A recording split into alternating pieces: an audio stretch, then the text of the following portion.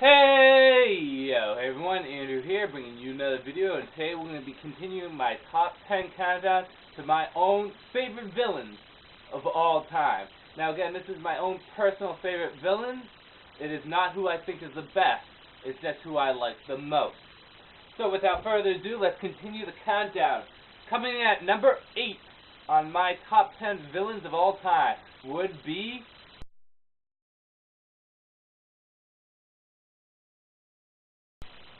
Ganondorf from the Legend of Zelda game series. Now, as you guys know, or may not know, but Legend of Zelda is my favorite game series of all time. I love it. And Ganondorf is such a great villain. Now, see, one of the things that makes Ganondorf work so well is he's not this very complex, layered villain. No, he's very simple, he's very direct to the point. He's a king, he's evil, he's a brute, and he wants to conquer the world. He doesn't have all these psychological profiles and this deep layering and all that. Plain and simple, he's evil, he's a king, and he wants to conquer the world. He's a complete powerhouse doing it. Ganondorf is probably one of the most intimidating villains of all time, because he's huge, and he's massive, and he will beat the shit out of you in a second. Now, even though he's this huge, brute-like person, that doesn't mean Ganondorf is stupid. No, Ganondorf is actually quite intelligent. Not like mathematical or book intelligent, but he's just such a wise person. Evilly wise, but wise nonetheless. And unlike some of my other villains I did do the countdown so far, Ganondorf is evil. I mean, there's no working around it. He's plain and simple evil. It's not like with Sephiroth where he's kind of delusional, or the Borg where they're just kind of like messed up. No, Ganondorf is evil.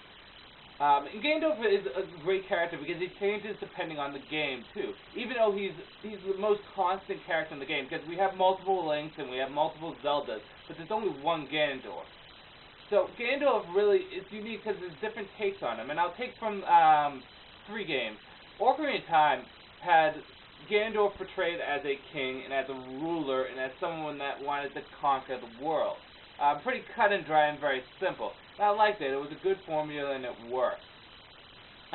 For Wind Waker, it made Ganondorf a little bit more sympathetic as a character. You kind of felt bad for him because, you know, he wants to conquer the world and he wants to take over. But at the same time, he's lost so much in his life that you kind of feel bad for him. So in Wind Waker, he's a little bit more sympathetic as a villain. Just a little. And then in Twilight Princess, he's a complete madman.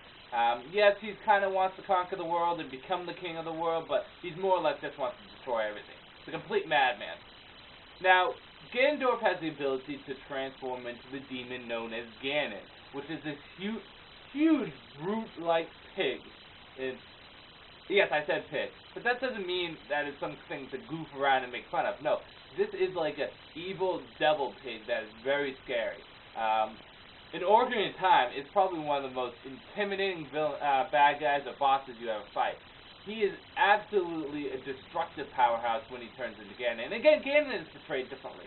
In Ocarina of Time, he was this big demon-like monster with swords. In Twilight Princess, he was this warthog-like beast. In A Link to the Past, and in the Legend of Zelda, he was like a wizard. So he's really portrayed differently as Ganon too. That makes me come to assume that Ganondorf can morph into Ganon in different ways. It all depends on the game. But Ganondorf is such a great villain because there's so much variety to him, and he's really kind of a simple creature. I mean, yes, there's variety, but he's simple too.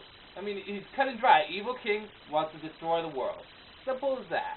He doesn't really even use that much deceiving and trickery. The only time he really deceives people is, well, to get the Triforce or to open up the Sacred Realm.